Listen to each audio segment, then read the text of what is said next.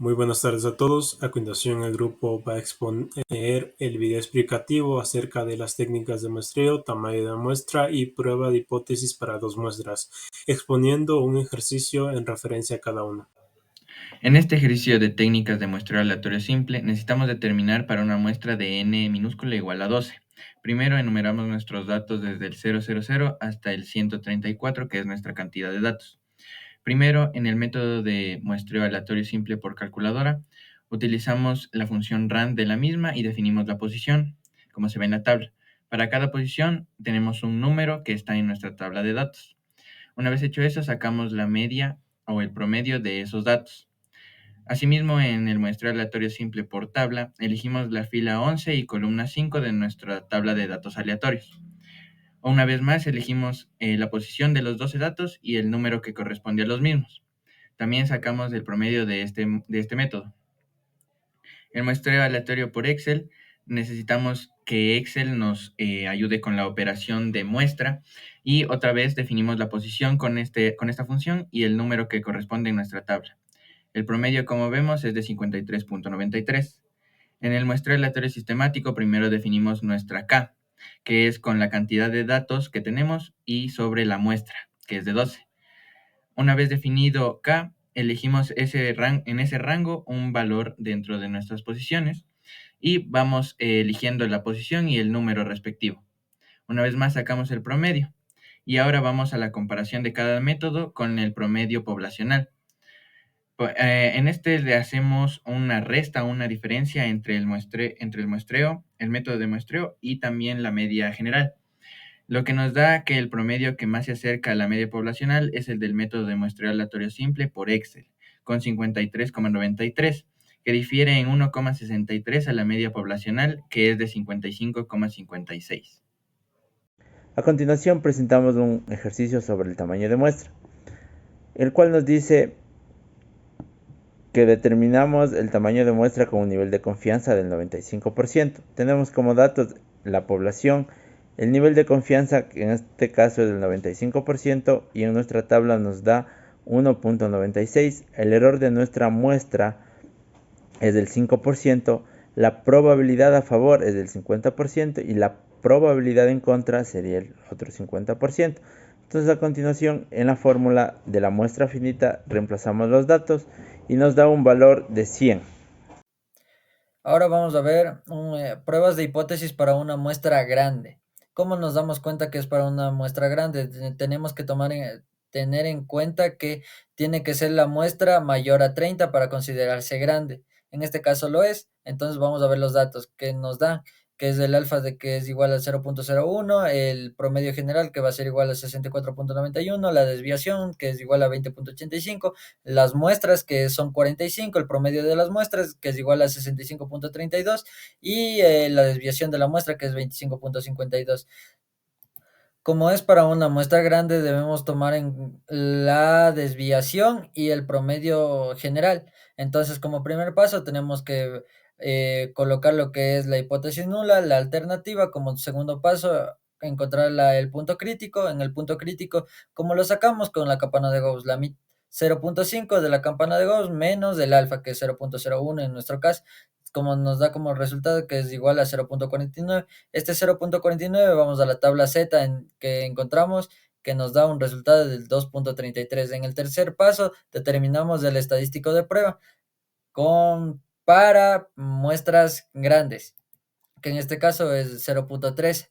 Como cuarto paso formulamos la regla de decisión, que si se acepta la hipótesis nula, y en este caso sí se va a aceptar porque Z tiene que ser menores a 2.33 y donde está nuestro punto que es 0.3 está en la zona de aceptación. Y como quinto paso tomamos la decisión respecto a la hipótesis nula, como es en este caso que el promedio general de las recomendaciones del consumo de bebidas calientes no es mayor a 64.91. Gracias. Bueno, a continuación vamos a resolver este problema de prueba de hipótesis para una muestra pequeña. ¿Cómo nos damos cuenta que es una muestra pequeña? Porque el n es menor a 30. Entonces, revisando el paso 1, podemos darnos cuenta que es una prueba de hipótesis de dos colas. Entonces, Y debido a que es una muestra pequeña, tenemos que tomar en cuenta los grados de libertad para determinar el punto crítico. En el tercer paso, sacamos el estadístico de prueba.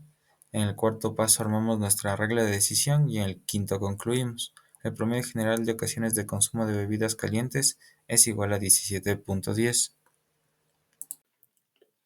Ahora vamos con un ejercicio para prueba de hipótesis para dos muestras grandes. El ejercicio nos dice: una muestra de 30 estudiantes de la ESPE reveló que los hombres tienen en promedio un 57,9 de conocimiento sobre los beneficios que tiene el café al ser consumido para la dieta diaria.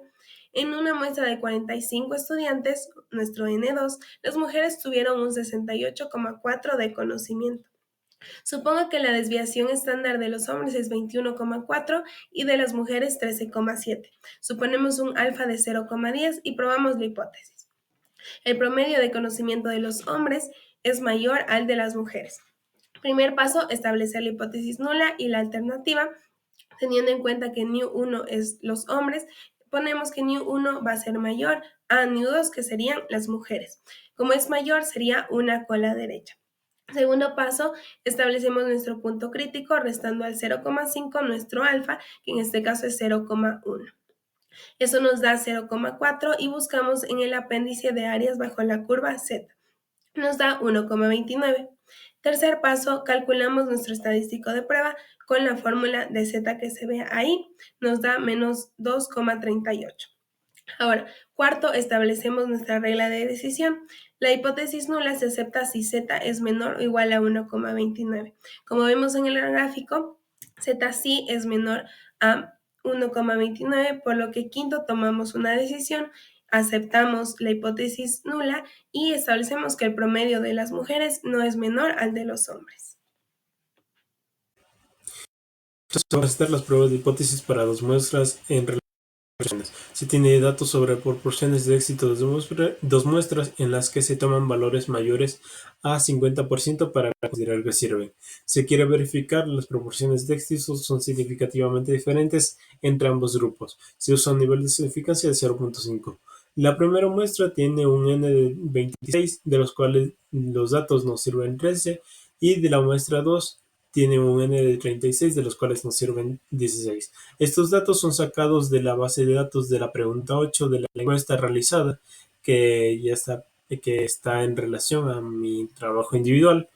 En este caso se siguen las mismas fórmulas y pasos de la teoría, que el primer paso sería calcular las proporciones, proporción 1, proporción 2 y la proporción conjunta. Proporción 1 nos queda 0.5, la proporción 2 0.444 y la proporción nos queda 0.47. El paso 1 se establece la hipótesis nula, que en este caso sería la proporción 1 es igual a la proporción 2, y en la hipótesis alternativa sería la proporción 1 es diferente a la proporción 2. Se determina el punto crítico, que dado nuestro alfa de 0.05, se considera un punto crítico de más o menos 1.96.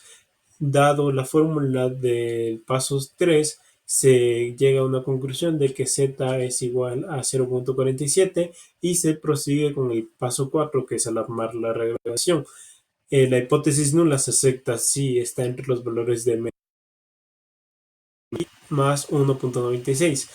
En el paso 5, la toma de decisión, la hipótesis nula se acepta, dado que sí está entre esos valores. Entonces se puede determinar que no existe una diferencia significativa entre las proporciones de éxito de las dos muestras. Muchas gracias.